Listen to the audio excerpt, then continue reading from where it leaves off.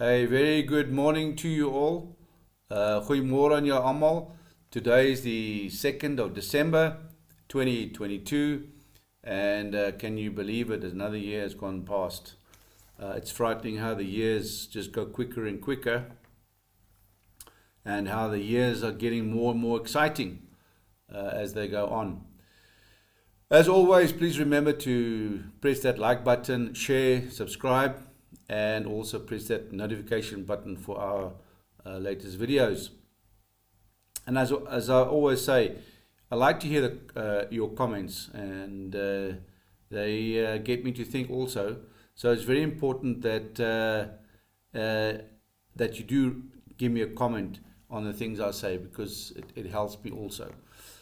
Right, so again, the aim of these videos is to get you to think, to analyze the situation, draw your columns, compare the facts, and look at all the possibilities that are available. And of course, that all makes decision-making processes easier. Right, today I'm going to talk about the Mafia revolution. And I want us to look at the definition of the Mafia organization, and how they operate. Right, we see here it is a secret criminal society and organization, and obviously we know the origin, and it is from, all started back in Italy, Sicily, many years ago. And also there is an element of this organization in the USA. In fact, if you look at it, it's worldwide. And of course, if we come to South Africa, we also see how the Mafia tactics and setup is very similar to how we know and have seen how the Mafia have operated in the movies. Right, so let's have a look here. The Mafia, at its core, is about one thing only, and that's money. So throughout its history, the Mafia has controlled everything from the street corner drug trade to the highest levels of government. Its members operate outside the law, yet become accepted and sometimes feared by all. And this is an article I picked up dated the 30th of July 2021. Now, isn't this very clear how things are happening here in South Africa?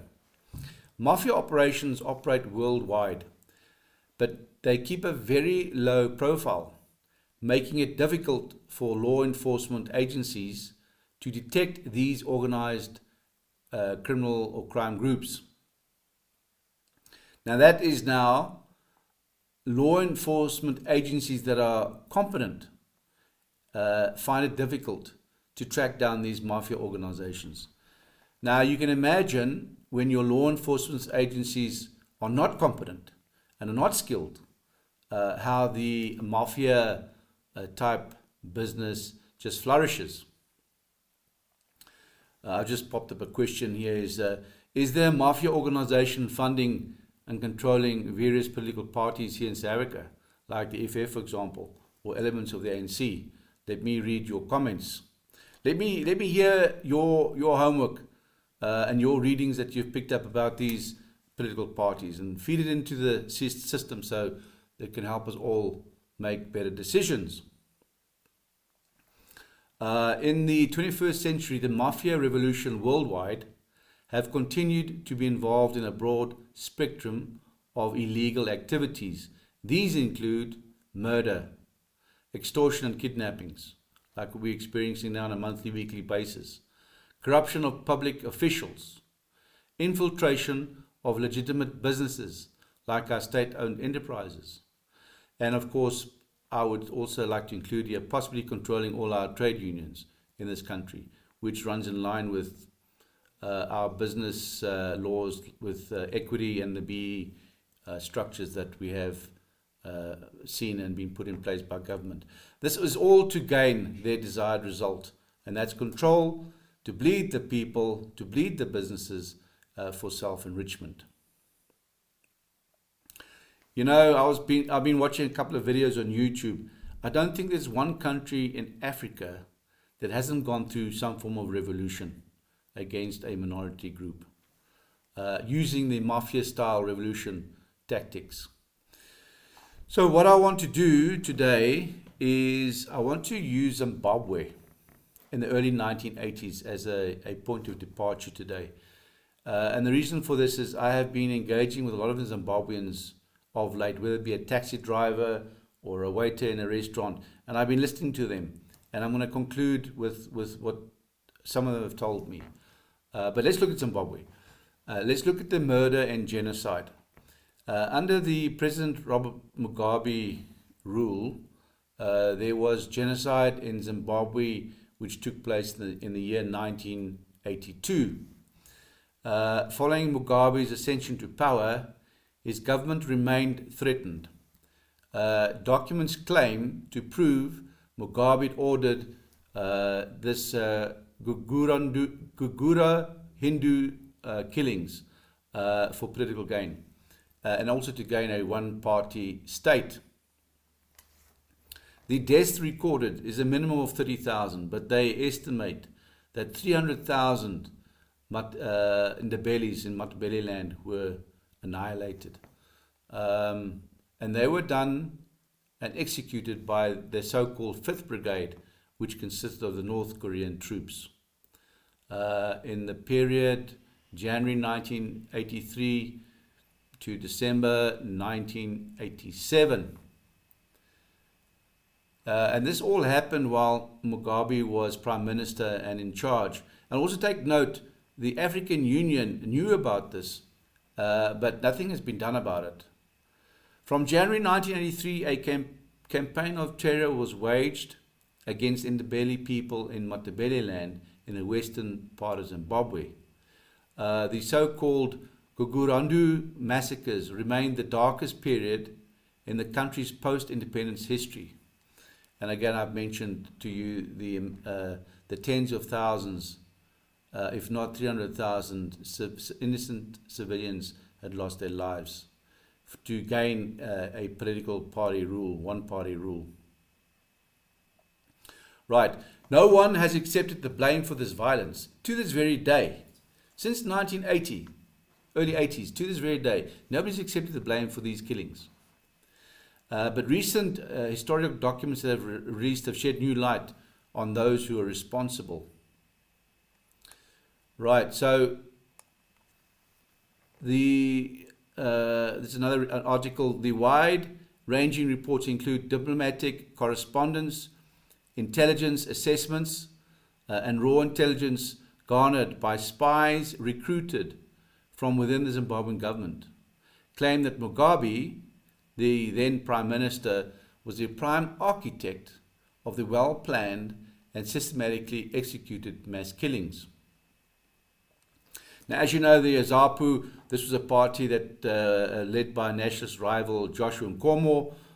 He was the main obstacle in Mugabe's way, and obviously he enjoyed overwhelming support among the Ndebele people, and this had a threat on the ZANU-PF party, and hence then, of course, these killings were orchestrated. I pick up here is that in the words of Mugabe, the people of Matabeleland needed to be re-educated when he described the early 1980s as a moment of madness. Now, a moment of madness we experienced last year in July 2021 with the riots there. Right, so here we have, in a recent interview, the South African talk show host Dali Tambo,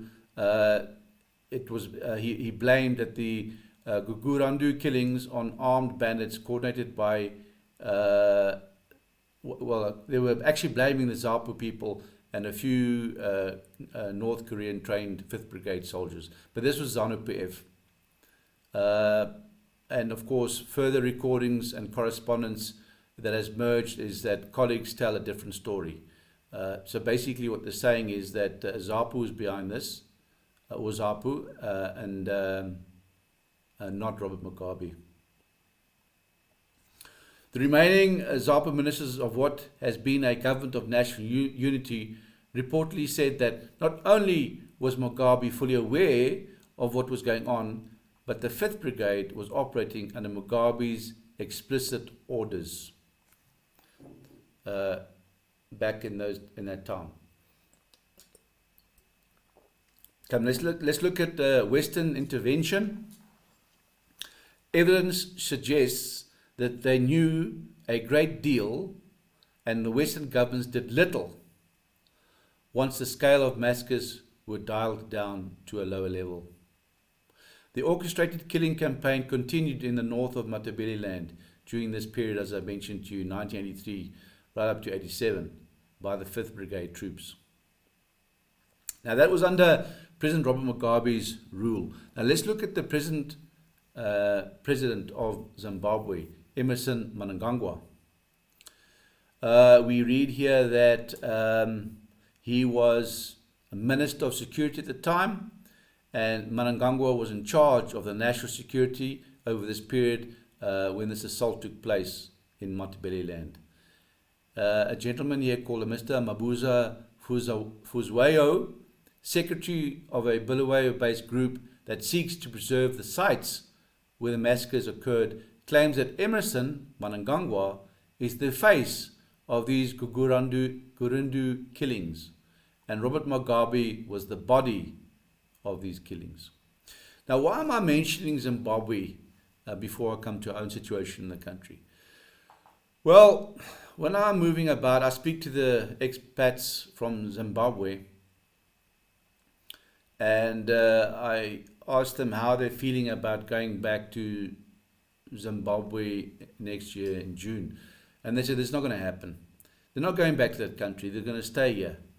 But what they did mention is that, and this was the taxi drivers, this is the Uber drivers, the Bolt drivers, and these are the waiters in and around the businesses of Gauteng. They say that what's happening now in South Africa is exactly what happened in Zimbabwe. Power cuts, then no water, no food, high unemployment. So it's just a copy-paste. And I have mentioned this before in previous videos, but this is what the Zimbabweans are saying. And they're very concerned for their own safety, and they're also concerned for our safety.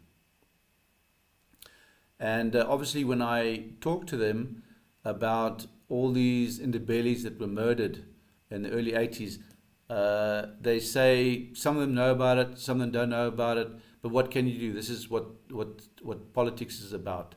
You see, they've all been brainwashed. And this is not what the Zimbabwean people want. They want to develop, they want to grow, but they can't because of the Mafia-style revolution and operations that's taking place in Zimbabwe. And as we see here, rolling out in South Africa over the past 27 years. And what's interesting now, to close on Zimbabwe, is that the President Mnangagwa is now bringing in a new law to chastise and to bring in line all the unpatriotic Zimbabweans, so that if they talk against the government or the country, then they will face criminal charges and imprisonment. And what I've also picked up with these discussions I've had with the Zimbabweans is they say that there's not one family in Zimbabwe that hasn't lost a family member through political killings. They just go missing. They just hear a cousin or a nephew or brother, sister just disappeared and wiped off, just gone, missing. And this is coming out of the mouths of the Zimbabweans working here in Gauteng. Right, coming to South Africa now. Since 1994, I've mentioned before, we've seen 300,000 political killings.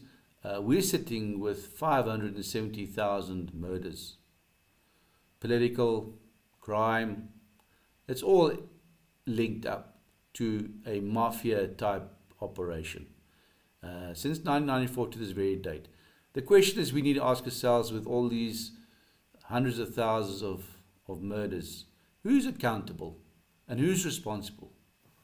It may not happen in my lifetime, but I'm sure down the road the responsible members or office bearers will need to be held accountable, and the necessary legal steps then taken if there's such a law in place in that time. Right, the Mafia revolution, and I've discussed this in videos, you've read it on YouTube and the newspapers and all various social media. We see it in our judicial system. Our judicial system is a mafia organization. Why do I say this? Well, it's very clear. There's inconsistencies with the political elite and with the poor people. There's inconsistencies in the law between black and white, and on sentences passed down. And this is an ongoing event. I have to share some personal stuff in my program so that you know that I also feel what you feel out there. On a legal front, I've been involved for over 3.5 years in a legal battle with my son and my son Duncan in the children's court. And I can tell you the children's court in Pretoria, and I'm sure it's the same all over, is a mafia organization, and it's run by selective lead people. They're not straight, they're crooked. They intimidate and they speak with the judges behind doors. So there's, like in my case, and I mentioned this to you so that you know that this thing in the country touches all of us. So yes, there's tens of thousands of fathers out there that can't get to see their children because the children's court is run by a mafia organization. And of course, all the facts are there, and I'm sharing this personal experience with you. I'm not using this platform, but you need to know that our legal system is sick.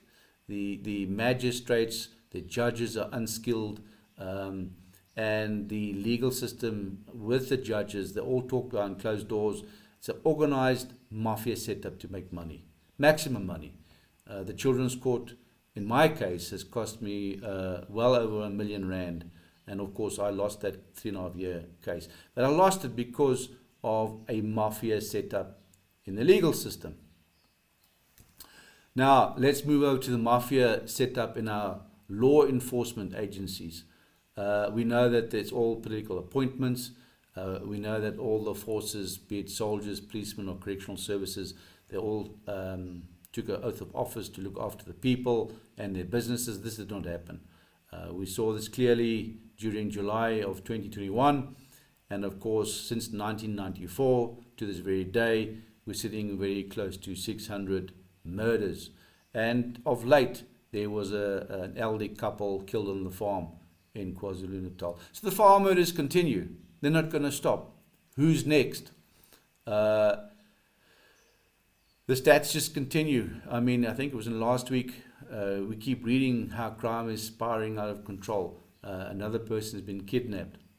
Let's just look at yesterday. We have political parties blocking the N1, the EFF. They're not even arrested. I mean, the political parties are a rule on their own. The law enforcement agencies are too weak. Okay, maybe I must come in here. I think the law enforcement agencies are weak because of the profiling of the leadership. The leadership is not strong enough to take on the political parties and bring about normality in this country so that we can all build again. We also know during the course of the previous videos and on news and media that our sport, there's a mafia in our sporting culture, and within the various ministers and the cricket board and rugby board as well. With our Human Rights Commission, there's also a mafia organization there. You can see it clearly how they act against the minority groups. Major media is generated.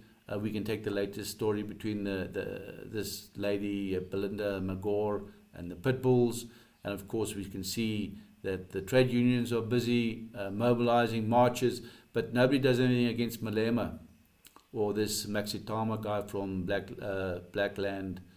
Black First Land First. So it's all targeted against the minority group. So there's the Human Rights Commission, to me, is also one big mafia organization. And I'm recording this because there is going to come a time where this all has to be exposed, and that the masses of the people in this country need to be educated. And the only way for them to be educated is to put the facts on the table. And all these other traitors and these people that are not clear in their thinking, judges included, departmental heads included, of the various law enforcement agencies.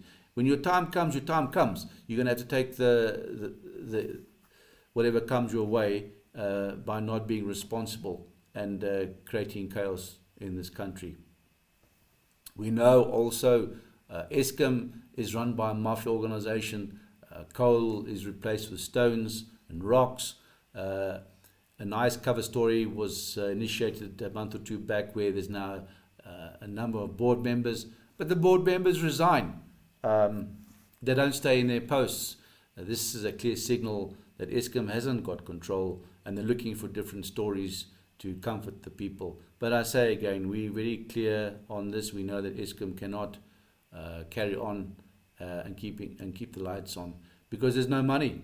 Yes, somebody's coming now at the last minute to help with diesel. The problem is the organisation is old. There's no maintenance. The board members are not experienced. They get appointed just to give some form of comfort to the nation, and then they resign the next week. A clear indication of the mafia setup with Eskom is where John Steenhuisen was refused entry into Kusile. I mean, he's the second biggest political party in the country. All political parties, as part of the government of unity, should have free access into all national key points, so they can do an audit, call it an audit, and see that things are on track and above board. But they're denied entry. So, there's a typical example of how mafia work. We also pick up of late where the municipalities, they owe 52 billion rand to Eskom. That's why Eskom doesn't have money. And where's that money going to come from? Where's that 52 billion rand going to come from? They're probably going to take it from some donation that's from overseas contribution towards the so-called green energy. They'll probably take that money to cover up the debt in the municipalities. Right, on the media, we also know that the media, SABC, they're also all mafia organizations. Why do I say that? They promote the political parties. They have an agenda, and the political parties are using the SABC and other media, as we've picked up with Carte Blanche and other social media presentations, that our media is not straight. Then, of course, I did mention crime and kidnappings. That's become a weekly affair, an occurrence. We also know that our construction industry is under mafia control. We picked up there in a week or three back where a JC listed company, property developer, had to withdraw because there's just no money. Now, remember when in the construction industry, when there's a mafia organization taking place, we have things like electrical certificates are bought. Occupational certificates are bought. Engineering certificates are faked. So your construction becomes dicey. And of course, a minor earthquake or some form of movement can cause a building to collapse. So once the mafia gets into the construction, then of course you know that the integrity of that building is at question. We also know well that our tenders are controlled by mafias, and I remember I've submitted hundreds of tenders, and they cost between 300 Rand to 1,500 Rand, but you get no response. But when you go through that tender, you can actually pick up it's been already allocated. So the tender process was just another means of gathering in money for that specific government department. I've covered BE laws before and how they have destroyed the economy. That's also a typical mafia mechanism. We also read of late the mining industry is under siege by the mafia. And I can also again mention a personal experience when I was in the food business. We were selling food directly from the containers, and the local cartel approached me and they wanted a monthly bribe for us to operate in Tembisa. I denied that opportunity by saying, no, we're not going to pay bribes. our neighbor that was in the trucking business was paying over 200,000 a month. 200,000 a month to operate in Tembisa. That was his operating fee to be able to trade. If I remember well, mine was 130,000 a month, which I refused to pay. So our buying customers dropped from 10,000 to 2,000 buying customers a month. So we closed that business. But the point I want to say to you is there's a mafia everywhere.